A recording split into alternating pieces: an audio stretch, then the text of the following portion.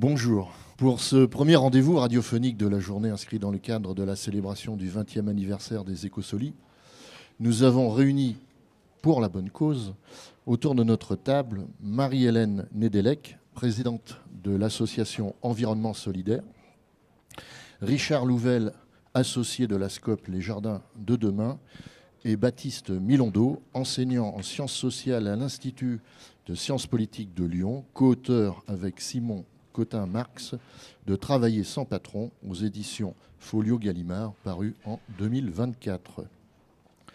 Pour celles et ceux qui sont à l'écoute et qui ne connaîtraient pas l'association Les Écosolies, je dirais tout simplement que l'association œuvre pour le développement et la promotion de l'économie sociale et solidaire dans la région nantaise. Je vous invite à consulter leur site pour compléter votre information. Avant de nourrir nos échanges qui porteront grosso modo sur la gestion des ressources humaines, des salariés et des bénévoles de l'ESS, je vous propose un petit tour de table pour une présentation succincte des deux structures représentées. Tout d'abord avec Marie-Hélène Nédélec.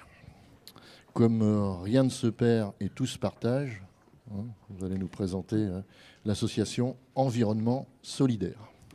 Oui, bonjour à toutes et à tous. Donc, Environnement Solidaire est une association qui est implantée sur le quartier de Bellevue, donc tout à fait en proximité ici, qui travaillait au départ sur la collecte des encombrants chez les bailleurs sociaux et la redistribution solidaire aux habitants. On anime aussi des jardins partagés en pied d'immeuble, toujours chez les bailleurs sociaux. On est reconnu espace de vie sociale par la CAF. On fait le glanage en fin de marché, redistribution solidaire et transformation alimentaire. Et on a commencé de la culture de champignons dans les sous-sols d'une tour sur le quartier de Bellevue. Et le projet a démarré en 2012. Oui, démarrage en 2012. Et puis, petit à petit, avec l'idée aussi, c'était de créer de l'emploi sur ces quartiers politiques de la ville et de changer le regard.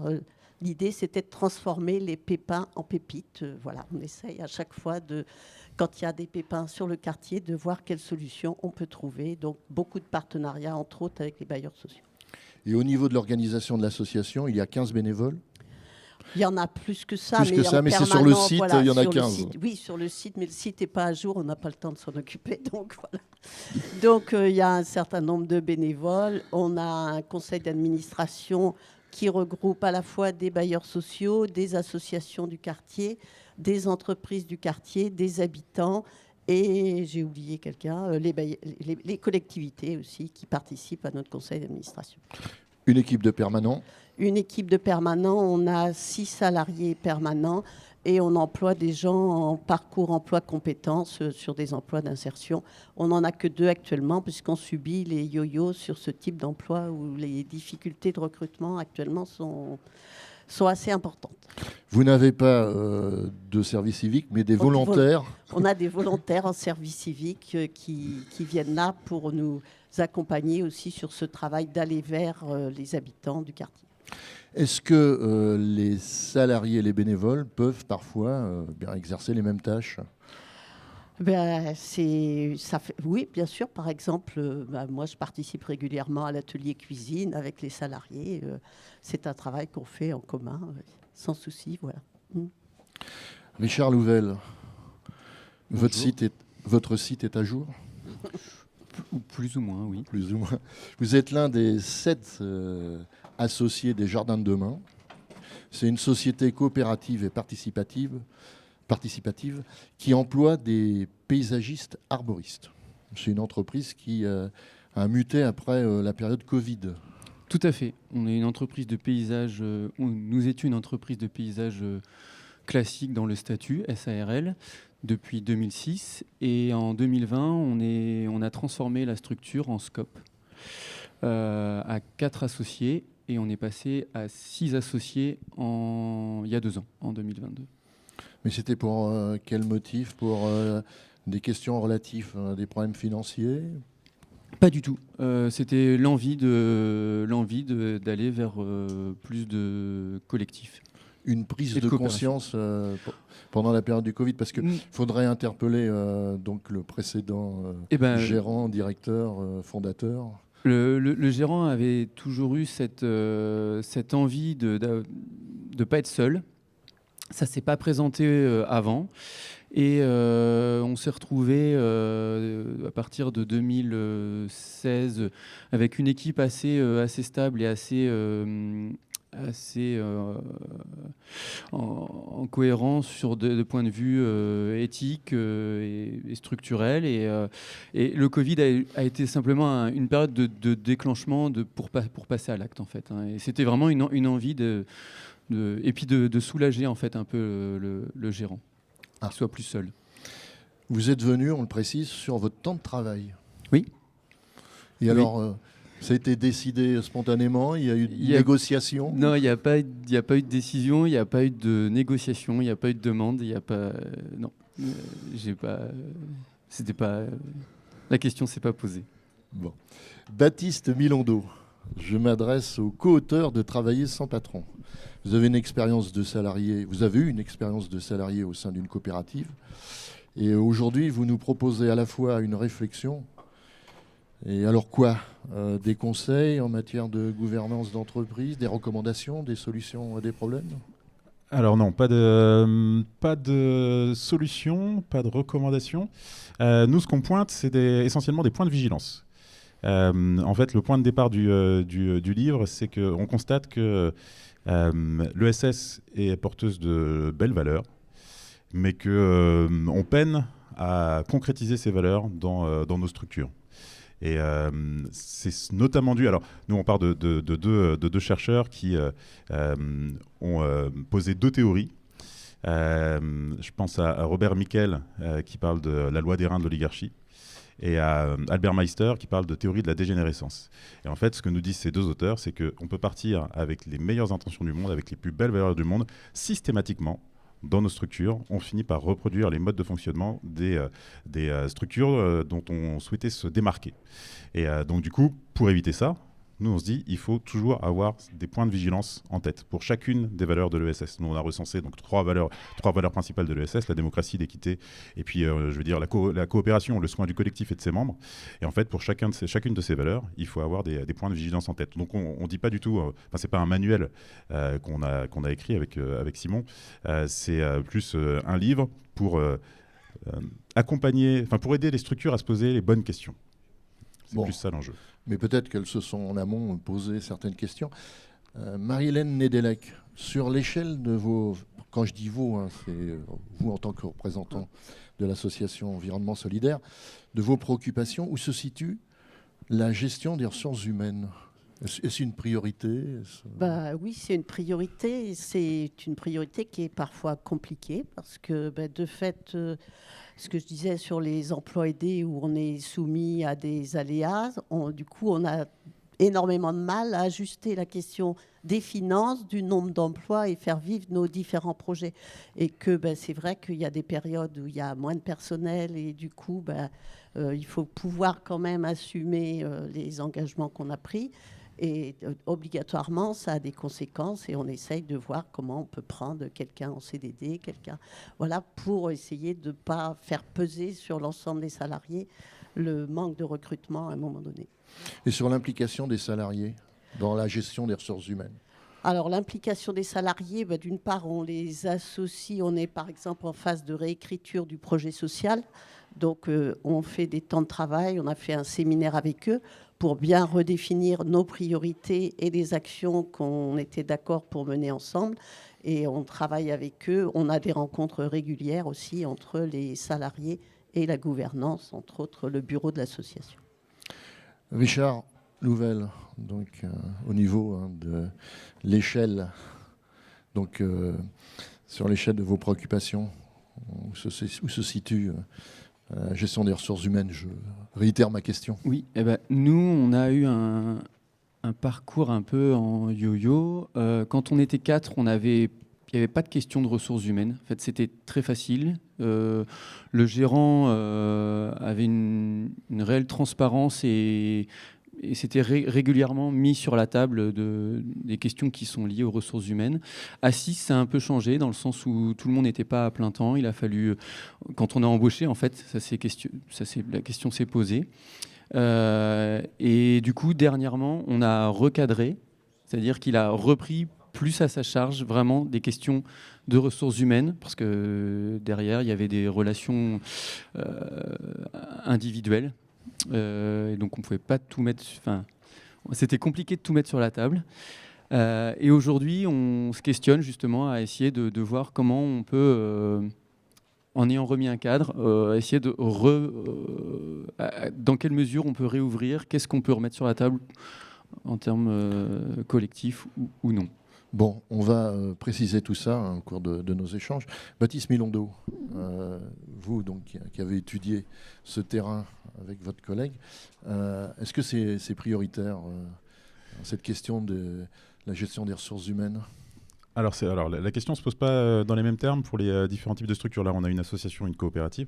Disons que dans les associations, la question est plus critique. Ça a été le point de départ des travaux de Simon Cotin-Marx, mon co-auteur, qui a écrit un livre très bien que je recommande, qui s'appelle « C'est pour la bonne cause ». Et donc, travailler sans patron est la suite logique de C'est pour la bonne cause. Et en fait, il pointait notamment, les limites, les lacunes de la gestion des ressources humaines dans les associations employeuses, qui sont les principales structures employeuses en fait, de l'économie sociale et solidaire. Et en fait, on se retrouve avec des difficultés de gestion, mais c'est ce que disait Marie-Hélène illustre assez bien ça. En fait, on a trois types de difficultés, trois types de causes qui font, pour le dire clairement, qui font que les conditions de travail dans les associations employeuses particulièrement, ne sont pas bonnes. Ne sont pas bonnes. Alors, les gens qui bossent dans les associations sont contents de travailler dans des associations et trouvent que c'est un boulot qui a du sens, etc. Et c'est cool. Mais par contre, les conditions de travail et les conditions de rémunération ne sont pas bonnes. Et il y a trois explications à ça. Il y a des causes personnelles liées à l'individu, des causes structurelles liées au fonctionnement des associations et puis des causes sectorielles. Là, Marie-Hélène parlait notamment des causes sectorielles. En fait, les associations sont la plupart du temps engagées dans des secteurs qui sont sous-financés, avec des problèmes donc, de financement public et puis des secteurs qui sont délaissés par les autres structures privées lucratives, précisément parce qu'elles sont, c'est des secteurs qui sont peu rentables, peu profitables. Et donc du coup, dans ces conditions, c'est difficile d'avoir de bonnes conditions de travail, de bonnes conditions de rémunération. Après, sur les côtés structurels, il y a la question des employeurs. Qui sont les employeurs ? On en parlait un tout petit peu avant, on a un peu triché, on en parlait un tout petit peu avant l'émission. La question qui se pose dans les associations, c'est qui sont les employeurs ? Qui sont les patrons des associations ? Et en fait, une des difficultés, c'est que dans beaucoup d'associations, il y a des membres du conseil d'administration ou du bureau qui sont là juste pour filer un coup de main, en se disant en fait je suis bénévole, je file un coup de main, mais sans avoir conscience qu'ils doivent chausser la casquette d'employeur. Puis il y a aussi une autre difficulté pour celles et ceux qui ont conscience de chausser la casquette d'employeur, de se dire en fait moi je suis bénévole, je bosse, je suis bénévole. La moindre des choses de la part de mes salariés, c'est qu'ils soient aussi un petit peu bénévoles. C'est-à-dire que moi, je travaille sans être payé. Ils peuvent bien aussi, eux qui sont payés, travailler un peu plus en tant que bénévoles. Donc il peut y avoir ce type d'attente aussi qui va tirer vers le bas les conditions de travail. Et puis les causes individuelles, donc bien traduites par le titre « C'est pour la bonne cause ». En fait, quand on bosse et qu'on a un boulot qui a du sens, on peut être amené à faire une partie de ce qu'on appelle du don de travail, donc faire cadeau d'une partie de ses heures, d'autant plus quand on est sur des sujets, alors je pense aux questions de lutte contre la précarité, contre la pauvreté ou les questions écologiques, où on est confronté typiquement, vous bossez dans une structure qui bosse en faveur de la transition écologique et solidaire, vous faites des heures sup, vous êtes dans un contexte d'urgence climatique, et est-ce que vous allez demander la rémunération de vos heures sup ? Vous travaillez dans une association qui lutte contre la précarité et la misère. Est-ce que vous allez demander une augmentation de salaire ? En fait, non, c'est pour la bonne cause, donc on est prêt à faire des sacrifices. Vous vous reconnaissez ? Je retrouve les problématiques qu'on rencontre. C'est évident que on ne peut pas offrir des salaires mirobolants, mais on a une convention collective qu'on applique. On fait partie des syndicats des régies de quartier, on applique la convention collective des régies de quartier et on veille à ce que les salaires correspondent à la grille des régies de quartier. On a aussi, de fait, on tient un registre avec les horaires de travail et de payer les heures supplémentaires. Voilà, je ne vais pas dire que c'est simple. Après, c'est vrai que sur les augmentations, on ne va pas augmenter systématiquement à chaque demande. On est vraiment obligé de tenir. On dépend on a 22 financeurs différents. Donc, ça vous montre la complexité des dossiers à remplir, etc. et de rendre compte. Voilà, après, c'est vrai que on est toujours dans un jeu d'équilibriste. Voilà, c'est pas simple tous les jours de gérer une association sur un quartier comme ça, où les gens ont conscience aussi de la précarité du quartier, où les gens ont envie aussi de fait qu'on puisse rendre les services quand on fait de la redistribution alimentaire. Ça bénéficie bien sûr aux habitants du quartier, mais aussi nos salariés en ont besoin aussi, parce qu'on a des gens en insertion qui sont aussi en difficulté. Baptiste Milando, les coopératives sont plus vertueuses? Alors les coopératives, là donc, dans le cas d'une SCOP, la spécificité des SCOP, c'est que les SCOP, c'est des entreprises de salariés. C'est-à-dire que logiquement, ce sont des entreprises qui sont possédées par leurs salariés. Et dans ces conditions, avec les salariés, donc ils participent à la prise de décision. Dans ces conditions, en fait, les salariés vont être davantage attentifs à leurs conditions de travail. On va avoir des meilleures conditions de travail, des meilleures conditions de rémunération dans les SCOP que dans le reste du secteur privé lucratif, par exemple. Alors, ce qu'on va voir exactement en matière de rémunération, c'est un écrasement des grilles de rémunération, avec des bas revenus qui sont des bas salaires qui sont plus élevés que dans le reste de l'économie, et des hauts salaires qui sont nettement plus faibles que dans le reste de l'économie, dans une logique d'équité. Donc avec davantage de soins à ces problématiques d'équité. C'est le cas au jardin de demain? Oui, c'est ça.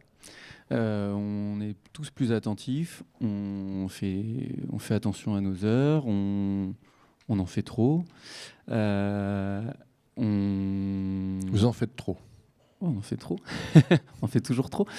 Non, mais là, c'est plus lié à notre secteur de travail peut-être, mais en tout cas, on compte nos heures, on récupère nos heures, où nos heures sont payées. Les salaires sont plutôt tirés vers le haut. Effectivement, on a les ouvriers sont bien payés par rapport à la moyenne, et les postes plus hauts sont plutôt tirés vers le bas. Donc on retrouve ça.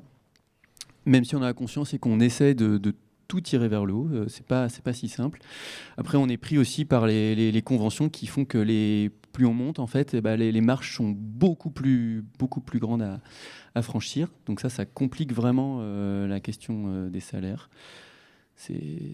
Et auprès de vos clients, est-ce que c'est un argument en disant, voilà, je fais partie d'une SCOP et donc je dois être très attentif à ces niveaux de salaire?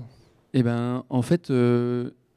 Et donc une prestation qui soit un peu plus coûteuse, comme quand on achète des aliments bio, par exemple. C'est un argument. Ça, aujourd'hui, ça marche pas. En fait, clairement, en fait, aujourd'hui, on n'arrive pas à le vendre, pas plus que nous. On a une éthique de travail et on a une éthique dans notre secteur. C'est-à-dire qu'on a un soin apporté. Par exemple, nous, on fait des jardins aux plantes, aux végétaux, aux matériaux qu'on utilise. Et du coup, ça nous complique parfois les choses. Et ça, la question écologique, la question de l'éthique au travail, en fait, ça, aujourd'hui, on ne le vend pas. Baptiste Milando, vous sembliez vouloir réagir. Oui, sur cette question, est-ce que effectivement les structures de l'ESS disposent d'un avantage comparatif en gros sur le marché? Pour le moment, non, clairement, ça suffit pas. J'imagine que vous passez par des appels d'offres ou très peu. Nous, on travaille avec des particuliers. Avec des particuliers. Parce que pour les appels d'offres, du coup, il y a peu d'avantages, pas d'avantages qui sont donnés aux structures de l'ESS, alors que on devrait valoriser l'impact des structures de l'ESS sur l'utilité sociale. Encore une fois, toutes les valeurs que les structures de l'ESS portent, démocratie, équité, etc., ça devrait pouvoir être valorisé dans les appels d'offres, par exemple. Et ça se paye. Et ça devrait être valorisé. Ouais. Au niveau de la vie démocratique au sein de vos entreprises, l'association, la coopérative, alors c'est en place naturellement, vous forcez pour animer cette vie démocratique? Après, on a affaire aussi on est une petite structure, donc 6 salariés permanents, mais il n'y en avait que 2 il y a 3 ans. Donc on est en phase on grandit petit à petit, donc on apprend petit à petit. Alors c'est vrai qu'il y a 2 ans, on avait sollicité un cabinet de l'ESS extérieur pour aussi interroger chacun des salariés pour voir comment ils se situaient dans l'entreprise et voir les problématiques, parce que parfois, il y en a qui ont la parole plus facile que d'autres et tout le monde ne va pas s'exprimer quand on est tous ensemble. Donc, et puis, on a des temps collectifs. Voilà. Après, on est dans un quartier aussi avec parfois des personnes pas toujours simples à gérer et que ça crée des tensions dans l'équipe. Et c'est tout ça. Il faut beaucoup d'écoute et de communication pour gérer cette question qui est vraiment essentielle au sein de la structure, quoi. Mais il y a des domaines, entre guillemets, que vous pouvez déléguer à la vie démocratique. Oui. Bon, on imagine que la personne qui est sur le terrain a sans doute des choses à dire, à partager, et à discuter et à échanger. Oui, Alors oui. que la gestion générale de l'association, peut-être qu'elle n'a pas cette volonté et même cette compétence. Ben après, à chaque fois, quand il y a une assemblée générale, les salariés qui sont responsables de tel ou tel secteur sont amenés à partager ce qu'ils vivent. Après, on a des temps plus conviviaux aussi entre les salariés, les habitants, etc., pour valoriser aussi le travail qui est fait, parce qu'il y a beaucoup ce besoin de valorisation et de reconnaître le travail qui est fait, qui est essentiel pour que chacun aussi trouve sa place, quoi. Mais après, c'est vrai qu'on est dans une phase où on grandit et il faut adapter au fur et à mesure pour que les nouveaux salariés trouvent leur place aussi par rapport à ceux qui sont là depuis plus longtemps, qui disent nous on a la légitimité du quartier, eux ils ne sont pas du quartier. Donc voilà, il y a toutes ces questions-là aussi dans un quartier où le quotidien n'est pas toujours simple. Hein. On a eu un point de deal devant notre porte tout l'hiver dernier. Voilà, il y a toutes ces questions-là. Toutes ces questions-là aussi qu'il faut gérer au quotidien. Voilà. Mais les membres du CA oui. Aiment bien partager un peu leur pouvoir, leur autorité. Je ne sais pas si c'est en autorité, je crois que c'est vraiment... Non, mais après, on peut... Non, mais est-ce qu'on... parce que j'imagine qu'on s'engage comme ça. On s'engage, on parle de la souffrance qu'il peut y avoir au travail. Parfois, il peut y avoir de la souffrance aussi. Moi, je sais, on s'est retrouvé une période sans direction, etc. Quand on est là en train de se dire, est-ce qu'on va avoir de quoi payer les salariés ? Je crois que c'est la première fois de ma vie que j'ai eu des insomnies. Voilà. Je crois que c'est pas... Voilà, on a une responsabilité, qu'il faut pouvoir l'assumer et la partager et pas être seul non plus, parce que je crois que j'ai un bureau qui est engagé et puis... Mais être à l'écoute et dans le partage avec les gens qui sont sur le terrain, les salariés. C'est ça le fond de ma question. Oui, ça, voilà. Mais parce que j'imagine qu'il y a certaines personnalités plus autoritaires qui, eux, leur sens de leur engagement, c'est pour se donner peut-être une position sociale. Et parfois... Non, mais là, par exemple, il y avait un de nos salariés pour qui se posait beaucoup de questions. Il a demandé à rencontrer le bureau. On l'a rencontré cette semaine avec la directrice, puisque l'idée ici, c'est vraiment d'être dans cette proximité et en soutien aussi à la direction par rapport aux problématiques qu'on peut rencontrer au quotidien. Baptiste Milando. La règle du jeu, c'est que je fais réagir Baptiste au témoignage. Quelques éléments là-dessus. Alors, la question que j'aurais voulu poser à Marie-Hélène, c'est par rapport à l'implication des salariés. Est-ce que c'est une consultation ou est-ce que c'est une participation à la prise de décision ? En gros, qui a le pouvoir ? Qui a véritablement le pouvoir ? Donc, on a fait un Zoom RH. Je ne sais pas si vous savez ce que c'est. Enfin, donc, on a fait travailler avec Catalyse, qui est un cabinet qui a du coup analysé toute la place des salariés dans l'entreprise. Et on a travaillé sur un document qu'on appelle un RACI. Alors, le R, c'est qui est responsable. Le A, c'est qui est associé. Le C, qui est consulté et qui est informé. Pour voir justement, bien définir quelle est la place du bureau, du conseil d'administration, de la direction, des responsables d'équipe et puis des salariés en insertion. Donc on a fait ce travail collectivement où chaque salarié a été interrogé et puis aussi tous les membres du bureau pour aboutir ensemble à ce document comme on a eu pas mal de renouvellements, j'en parlais avec la directrice tout à l'heure en disant on va refaire ce travail pour que les nouveaux salariés aussi soient bien, parce que c'est vrai qu'à un moment, on est obligé de dire aux salariés, ça, c'est de la responsabilité de la directrice, parce qu'ils auraient tendance à téléphoner peut-être directement à la présidente en disant, moi, j'aimerais bien ceci, j'aimerais bien cela. Récemment, on a un salarié qui a fait une rupture conventionnelle parce qu'il partait vivre dans le sud de la France. Il dit, Marie-Hélène, j'aimerais bien garder mon ordinateur. Bon, voilà, des choses comme ça, on a des sollicitations. Et bien sûr que non, parce que quand on a des finances contraintes, mais de fait, voilà, l'idée, c'est bien aussi que chaque salarié ait bien conscience un peu de qui fait quoi et qu'il n'y ait pas de confusion sur qui est responsable aussi de... Et qui accepte une autorité et une décision. Oui. Je dis deux choses rapidement, puis après je pense que Richard oui, non, mais pourra... je vais lui donner la parole. Parce que c'est compliqué, c'est à la fois, il y a un modèle associatif et un modèle coopératif. Alors, il y a des points de convergence, mais il y a des points de divergence aussi. Donc c'est pour ça que je séparais les deux. Globalement, sur cette question de la démocratie, ce qu'on dit dans le livre, c'est que déjà, la démocratie, c'est un idéal.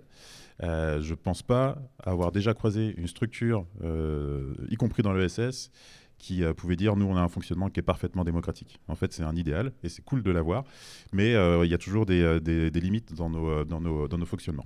Ensuite la démocratie c'est un ensemble de principes, enfin c'est un principe, une personne, une voix, qui va être concrétisé dans des institutions. Alors là, dans le champ de l'ESS, on a des statuts qui sont plus propices à un fonctionnement démocratique. Ces institutions, ces statuts vont donner lieu à des pratiques qui peuvent déjà s'éloigner des statuts qu'on a adoptés. Et ensuite, il y a une culture, il y a un fond qui doit permettre dans chaque structure de maintenir le cap de la démocratie. Et en fait, on s'aperçoit que pour chacune de ces étapes, on peut, au fur et à mesure, s'éloigner de l'idéal démocratique. Typiquement, là, sur la question du statut, c'est pour ça que je posais la question qui prend les décisions, il y a la question du périmètre de la démocratie. Je prends un exemple qu'on prend dans le livre aussi. On prend souvent comme modèle de la démocratie Athènes, en se disant, en fait, c'est là qu'on a dit un homme, une voix, etc. Et je dis un homme, une voix, parce que, en fait, si vous étiez une femme à Athènes, en fait, on ne vous demandait pas votre avis. Si vous étiez esclave à Athènes, même chose. Vous n'aviez pas voix au chapitre. Si vous étiez étranger, même chose. Donc en fait, avoir un fonctionnement démocratique, mais qui est limité qu'à une toute petite part des membres du collectif, ça questionne, ça interroge. Et c'est une question qu'on doit toujours se poser dans les structures de l'ESS. Quel est le périmètre de la démocratie ? De la même manière, quel est le périmètre de l'équité ? Quel est le périmètre de notre collectif dont on souhaite prendre soin ? Dans les associations, du coup, on va répondre la plupart du temps d'une certaine manière à cette question-là, avec un vrai débat, savoir si on associe les salariés à la prise de décision ou pas, ou est-ce qu'ils sont simplement consultés ? Ça, c'est un vrai enjeu. Dans les coopératives, la question se pose différemment. Oui. Donc Richard Louvel, vous êtes associé et vous avez un salarié patron associé, parce que c'est lui qui prend les décisions. Voilà, alors je suis salarié associé ou associé salarié et on est dans... Non, mais je faisais exprès de dire qu'il y avait aussi un patron dans la coopérative. Alors on a un gérant qui a été élu pour 4 ans. Mais qui prend les décisions. Qui prend certaines décisions, qui ne prend pas toutes les décisions, ou en tout cas pas toutes les décisions tout seul. Et ça, c'est pas propre, c'est une question de choix en fait, c'est une question d'organisation. Il y a pendant 2 ans, au début de la SCOP, il y a plein de questions qui étaient, effectivement, on retrouve ça pour tout. Hein. Est-ce qu'on est intégré à la décision ? Est-ce qu'on est juste interroger, consulter ou juste informer. On a fait le même, je connaissais pas le RACI, tout ça, mais on a fait la même chose, c'est-à-dire qu'on a dit ces domaines-là, à un moment, on a dit non, en fait, on va pas, ça prend trop de temps de tout mettre sur la table, on n'a pas le temps, donc ça sera juste de l'information. Ça, c'est important, donc on va le décider tous ensemble. Et on a hiérarchisé des choses et le gérant ensuite il applique ce qu'on a décidé. Et quand il faut choisir la couleur du tapis, on ne se met pas 2 heures de réunion pour décider collectivement. En fait, il faut avancer. Donc la démocratie, elle est en permanence là, elle est en permanence remise en question. Et puis nous, c'est schizophrène, hein, parce que un coup, on est dans la posture de l'associé, donc on est tous un groupe de patrons, puis tout d'un coup, hop, on se met dans la posture du salarié, et là, il n'y a que des salariés autour de la table, et donc il faut réussir à switcher de posture pour comprendre à chaque fois quelle est la bonne place, quel est le bon point de vue pour prendre une décision. On est sur la question du bien-être au travail, mais le fait de prendre une décision peut créer chez certains salariés du stress. Il peut ne pas vouloir participer aux échanges, aux réunions pour décider de quelque chose. Alors là, l'enjeu, effectivement, c'est réussir à faire le tri parmi toutes les décisions qui doivent être prises dans un collectif. Quelles sont les décisions qui doivent impliquer tout le monde et quelles sont les décisions qui peuvent être réalisées en autonomie. De manière obligatoire, certaines Oui, alors logiquement, il y a des choses qui peuvent être prévues dans les statuts ou dans un règlement intérieur qui permettent de dire clairement ce type de décision, tout le monde doit participer à la prise de décision. Enfin, personne, on ne doit pas pouvoir prendre la décision dans son coin. Mais en même temps, alors, nous, ce qu'on défend dans le livre, c'est ce qu'on appelle la démocratie des concernés. Nous, on défend l'autogestion, donc on défend la démocratie des concernés. Donc ça veut dire que les décisions doivent être prises par toutes les personnes qui se sentent concernées par cette prise de décision. Mais une fois qu'on a dit ça, en gros, c'est un principe. Et c'est cool, mais après il faut réussir à l'appliquer. Alors j'ai un copain qui bossait dans une structure de l'ESS qui disait en fait il faut faire la différence entre les grandes décisions et les petites décisions. Les grandes décisions, il faut participer, il faut solliciter tout le monde, Alors etc. pour que ce soit clair, qu'est-ce qu'on pourrait appeler une grande décision? Du coup, il avait un critère assez simple pour faire le tri entre les deux. Il disait si on se pose la question, c'est que c'est une grande décision. Si on fait quelque chose et qu'on se dit est-ce que je dois solliciter tout le monde? C'est sans doute qu'on doit solliciter tout le monde. En fait, c'est une petite expérience de pensée rapide qui permet de se dire... Oui, mais si un salarié se pose la question de la couleur de son bureau, des murs de son bureau, c'est une grande décision. A priori, non. A priori, s'il se dit quelle plante je vais mettre sur mon bureau, a priori, il ne va pas se dire « Ouh là, est-ce qu'on n'est pas dans le champ des grandes décisions ?» Non, a priori, il va le faire assez facilement. Mais alors, là, donc, je dis juste, il y a cette expérience de pensée à faire, mais ça peut être aussi posé clairement. Il peut y avoir des textes qui disent en fait, sur ça, en fait, il faut solliciter tout le monde. Et puis pour ça, il faut solliciter juste les membres du bureau. Et puis pour ça, en fait, c'est juste l'équipe ou les gens qui sont là qui peuvent être consultés. Il y a tout. Enfin, là encore, c'est pour ça que je dis le bouquin, c'est pas un manuel. On dit pas c'est ça qu'il faut faire. C'est juste il faut avoir ce type de questionnement systématiquement en tête. Le risque étant que pour tout ce qui est pratique démocratique, on peut très vite avoir posé des principes démocratiques dans les statuts et s'en éloigner très très facilement, simplement parce qu'on n'a pas en tête la vigilance de se dire on a organisé une AG et personne ne vient. Et malgré tout, on va considérer que les décisions qui y sont prises, elles sont justes. Imaginez par exemple un pays dans lequel le taux d'abstention serait particulièrement élevé. Est-ce qu'on pourrait encore se dire que toutes les décisions sont démocratiques? C'est exactement le même principe pour une association. De la même manière, on peut avoir donc une association avec des AG, etc., mais on oublie de donner toutes les informations pertinentes au moment où on va prendre la décision. En fait, c'est ça qu'il faut avoir en tête systématiquement pour se dire il faut coller à notre idéal démocratique. C'est très facile de s'en éloigner. Vous pensez à quel pays? Là, il n'y a rien qui me vient à l'esprit. Il y a une différence entre l'expérience portée par Richard Louvel, parce que quand on est associé, finalement, on vient avec déjà le chemin est fait, donc on a des convictions, on veut les partager. Pour environnement solidaire, finalement, les personnels recrutés n'est pas forcément sensibilisés autour de ces questions, et donc c'est pas tout à fait la même chose. Non, après, je crois que les salariés sont très attachés à un certain nombre de valeurs qu'on défend, parce que il faut se dire qu'on intervient beaucoup dans du social. On est vraiment sur de l'action de proximité et que les salariés... Oui, mais ça, c'est le sens qu'ils donnent. C'est le sens qu'ils donnent. Par contre, par rapport au projet de l'association, il y a peut-être une distance, non? Le fait de faire, par exemple, de réécrire le projet social en partenariat avec eux et de les solliciter, c'est là aussi qu'ils expriment un peu leurs attentes vis-à-vis de la structure. Donc, c'est là qu'on définit quand même les grandes orientations. Là, c'est pour les 3 années à venir. Du coup, tout le monde est associé, y compris les salariés en insertion. Richard, au moment de la bascule, quand on passe de l'entreprise classique, l'ensemble du personnel était déjà convaincu d'adhérer au principe, au modèle de la SCOP?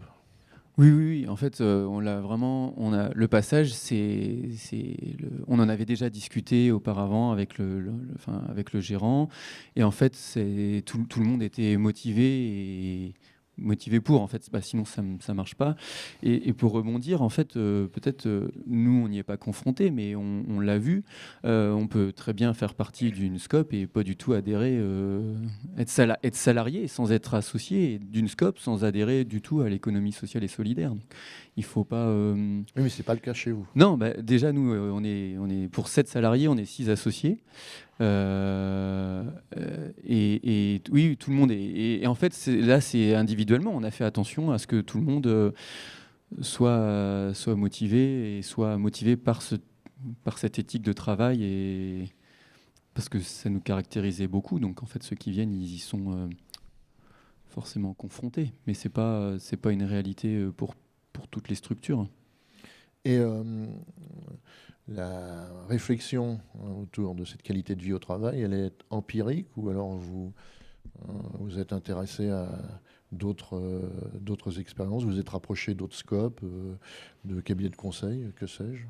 Non, on n'a pas. Ça, c'est un petit chapitre On n'a des pas, livres. on s'est pas fait conseiller. Alors on est accompagné par l'Union régionale des SCOP qui nous accompagne quand on a des questionnements. Après, en termes de bien-être au travail, il y avait avant la SCOP, il y avait déjà beaucoup de transparence, beaucoup d'écoute. On faisait déjà, le gérant avait déjà posé ça sur la table, de dire on va faire attention au bien-être au travail. Donc en fait, le passage en SCOP, ça a été aller plus loin, partager, que tout le monde prenne part, à améliorer éventuellement ses conditions, à les questionner. Donc c'est pas, voilà, c'était une suite logique. Maintenant, c'est plutôt empirique.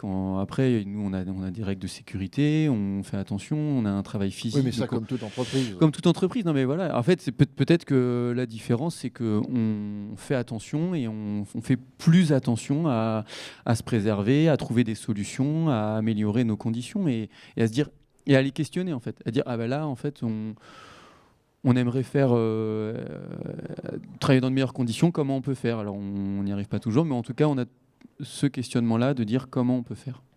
Le code du travail est valable pour toutes les entreprises classiques ou de l'économie sociale et solidaire. Donc c'est normal qu'on respecte la sécurité de ses salariés. Je me permets de rebondir vite fait sur cette question des scopes. 3 points. Je discutais il y a quelques temps avec Danielle Linard, une sociologue qui a bossé sur les coopératives, et qui disait qu'elle était allée questionner des travailleuses notamment dans des scopes, et elle leur demandait mais alors ça fait quoi de travailler dans une scope, et ces travailleuses répondaient une quoi.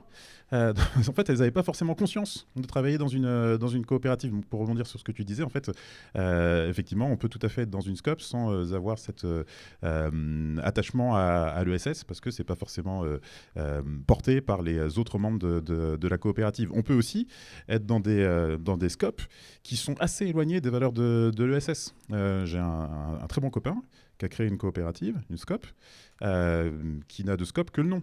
C'est-à-dire que ils sont un peu moins de 10 salariés dedans. Sur ces 10 salariés, il y a 2 associés. Et les 2 associés refusent systématiquement l'entrée au capital de tout salarié qui candidate. Donc on est assez loin des valeurs de l'ESS. Quand je parlais du périmètre de la démocratie, eux se disent clairement, le périmètre de la démocratie s'arrête à nous 2. Ça, c'est problématique.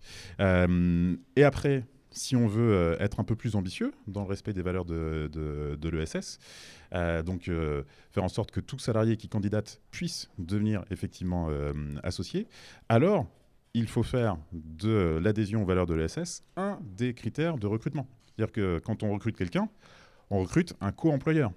Donc l'idée, c'est pouvoir s'employer mutuellement. Donc on est tous patrons les uns des autres. Et en fait, c'est pas la même chose de recruter quelqu'un qui va être bon sur son poste de travail et quelqu'un en plus qui va être notre employé aussi. Notre employeur et employé. Mais comment ça s'appréhende? Parce que c'est sur du déclaratif. Donc on ne va pas dire, bah non, moi je m'en fous, l'économie sociale et solidaire. comme ça, si on s'en fout et qu'on veut être embauché par une entreprise de l'économie sociale et solidaire. Alors, Donc on va toujours se mettre en valeur, puis on aura un petit peu potassé en amont. On Alors, séduira son futur employeur c'est- ou ses futurs associés. c'est toujours le risque pour tout recrutement, mais avoir ce point de vigilance en tête, c'est quand même important. Je prends juste l'exemple d'Ardelaine. Non, mais comment on les repère justement, comment on repère l'entrisme? À Ardelaine, ils ont un site. Donc, en gros, eux, ce qu'ils recrutent, quand ils recrutent quelqu'un, c'est ils recrutent quelqu'un sur les valeurs. Donc, ils se disent, en fait, les compétences, ça s'apprend. Par contre, les valeurs, elles sont vraiment importantes. C'est ça qui est vraiment important pour maintenir le bon fonctionnement de la structure. Et donc, en fait, il y a une période, en quelque sorte, de stage, de formation, quand on est embauché, où on passe de service en service, et il y a une acculturation au fonctionnement démocratique de la structure. Et ils disent, en fait, si on ne fait pas ça, eh ben, il y a de fortes chances pour que, petit à petit, le fonctionnement démocratique s'effrite. Richard Louvel.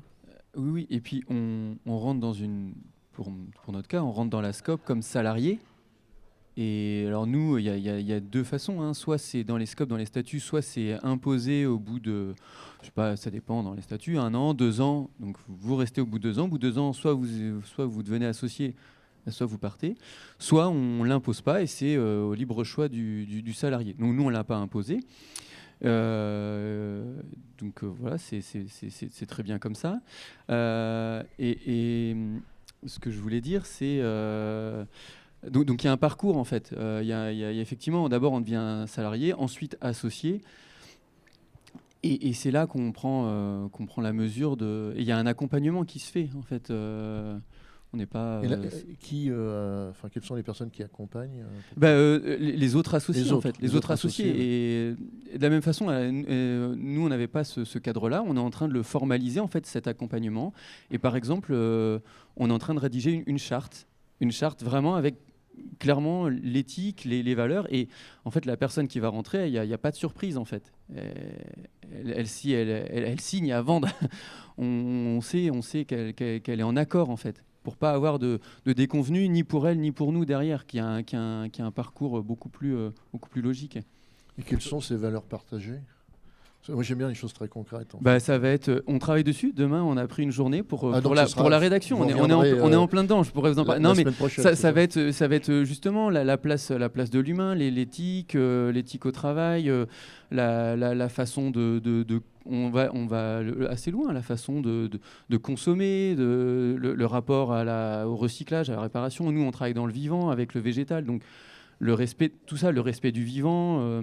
Oui, mais là, vous intervenez dans l'espace privé du salarié, sur sa forme de consommation. Non. Alors là, ici, c'est la charte au travail, mais c'est parce que- comment il se comporte. C'est voilà la place de l'éthique et de la démocratie.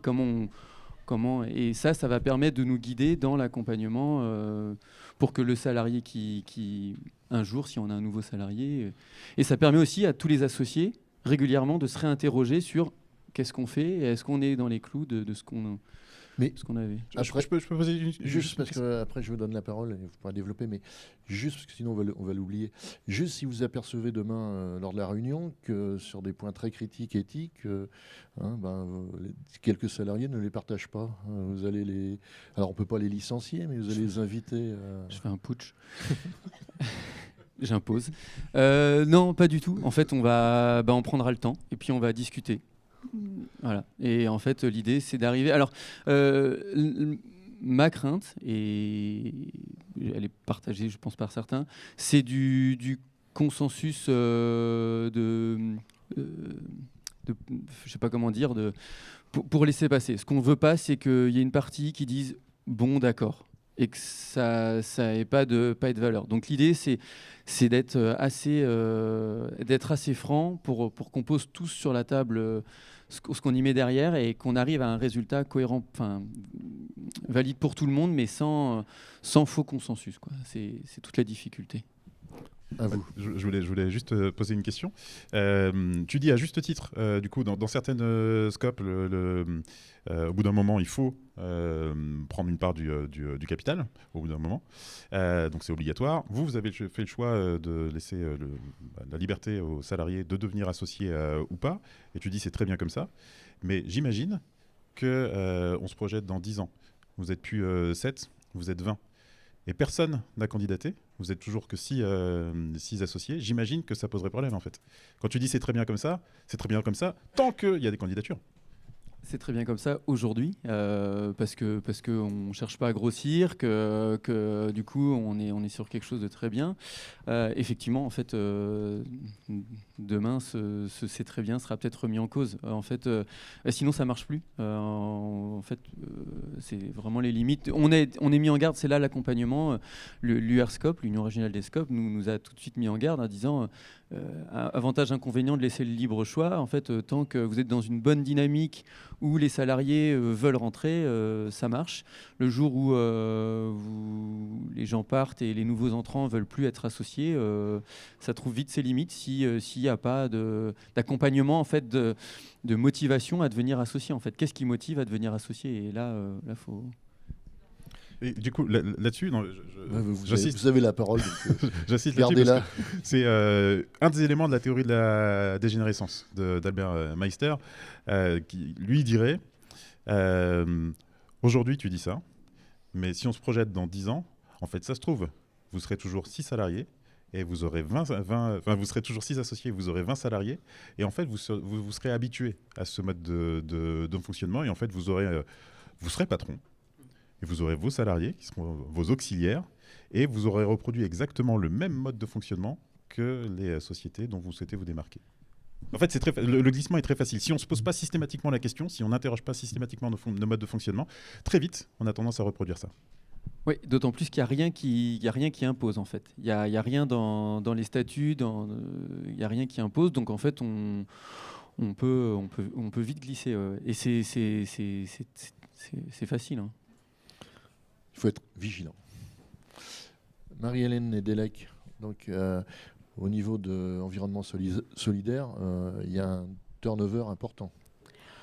Au niveau Alors ça s'explique comment? C'est pas lié aux conditions de travail? C'est lié en partie au statut, puisque quand on prend des gens en parcours emploi compétences, du coup, on pouvait les garder, il y a 2 ans de ça, on pouvait les garder 2 ans.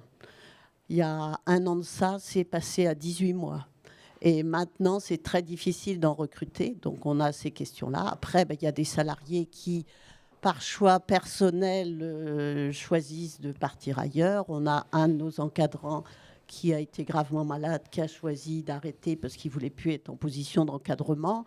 Et puis après, on est dans un quartier pas toujours simple, voilà, avec des rapports qui peuvent être rudes parfois. On n'est pas dans le monde des bisounours. Et du coup, voilà, il y a des salariés qui choisissent aussi ou qui trouvent des postes ailleurs. Hein. On a un de nos salariés récemment qui a quitté parce qu'il a eu un emploi en CDI ailleurs. Tant mieux pour lui. Enfin, je veux dire, l'idée, c'est pas forcément de garder chez nous. Après, sur les permanences, c'est des postes qu'on a créés récemment. On a eu plus de mal sur un poste de direction. On va y revenir. Voilà, mais voilà. Après, on est sur des nouveaux postes qu'on vient de créer. Là, on espère maintenant que c'est en train de se stabiliser, mais c'est pas toujours simple. Mais ce n'est pas lié à des salariés qui se sont surinvestis et qui se sont épuisés en se surinvestissant. Non, pas forcément. Après, voilà, je veux dire, c'est plus lié à des circonstances personnelles ou des gens qui se sentaient pas forcément en adéquation avec le travail qu'on menait sur un quartier, voilà. Bon. Baptiste Milondo, et on ne pourra pas couper le montage. Là, on parle en termes de salariés, mais dans une structure comme une association, il y a aussi des bénévoles. Et c'est important aussi de se préoccuper de leurs conditions de vie au sein de l'association. Marie-Hélène nous fera part un peu de son expérience personnelle, puisque vous avez dû occuper le poste temporairement de directrice. Mais donc, alors, on n'est pas rémunéré quand on est dans une association, mais on peut être confronté aux mêmes questions. Ouais, alors je ne suis pas spécialiste de cette question, c'est plus Simon. Ce sera un chapitre supplémentaire. C'est un livre, un prochain livre qu'il écrit avec Hélène Balazar sur la question du burn-out militant. Donc qui va plutôt concerner qui va notamment concerner les bénévoles. Là, sur le sujet du livre, nous, on revient plutôt sur les difficultés qu'il peut y avoir à concilier travail bénévole et travail salarié. Enfin, en fait, pour les salariés, le fait de bosser avec des bénévoles va entraîner des contraintes supplémentaires en termes de plage horaire pendant lesquelles on va travailler avec des bénévoles qui ne vont pas forcément être disponibles en journée. Il va falloir faire des réunions en soirée, le week-end, etc. Donc ça fait que, en gros, ce qu'on voit, c'est que dans les structures associatives employeuses, on a une multiplication, enfin, l'emploi atypique est la norme. L'emploi atypique est la mort avec les horaires éclatés, avec le temps partiel, notamment avec les emplois précaires. Et c'est pour partie dû au fait qu'on bosse beaucoup avec des bénévoles. Il peut y avoir des frictions aussi sur des thèmes de travail qui sont les mêmes. Il peut y avoir là aussi une pression à la baisse sur les salaires. Si on fait exactement les mêmes tâches que quelqu'un qui est bénévole, difficile de pouvoir justifier en plus son niveau de rémunération. C'est ce type de problème que ça peut poser. Et sur la question du burn-out militant, donc oui, il faudra lire le livre d'Hélène Balazar et Simon Cotin-Marx qui sortira logiquement au printemps aux éditions Payot. Marie-Hélène? Oui, entre autres, c'est vrai qu'on a, j'allais dire, sur les bénévoles, il y a des bénévoles qui sont là de manière ponctuelle, qui viennent dans les temps de l'association, qui ne sont pas. Après, on a beaucoup de temps de rencontres partenariales, du coup, pour les salariés.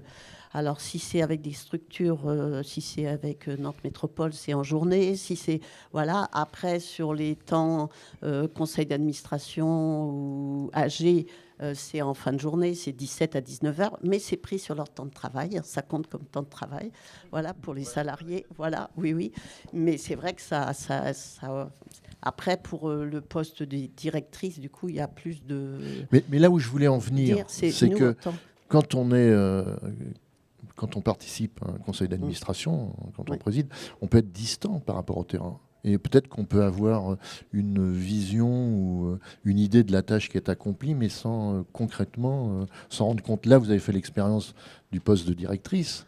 Donc, est-ce qu'il ne faudrait pas, ça serait une recommandation ou être vigilant, est-ce que chacun des membres du conseil d'administration puisse au moins avoir une petite expérience ou être moins se confronter au terrain, dans la pratique du terrain?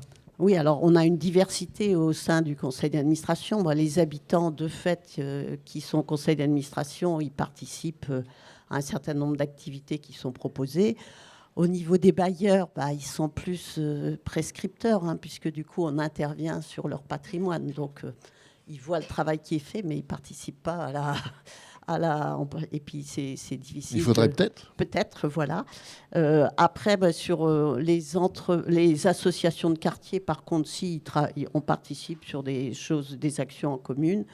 Et puis après, la difficulté, elle est plus aussi sur les gens du bureau, sur avoir des gens qui s'investissent au niveau du bureau, qui demandent une plus grande disponibilité.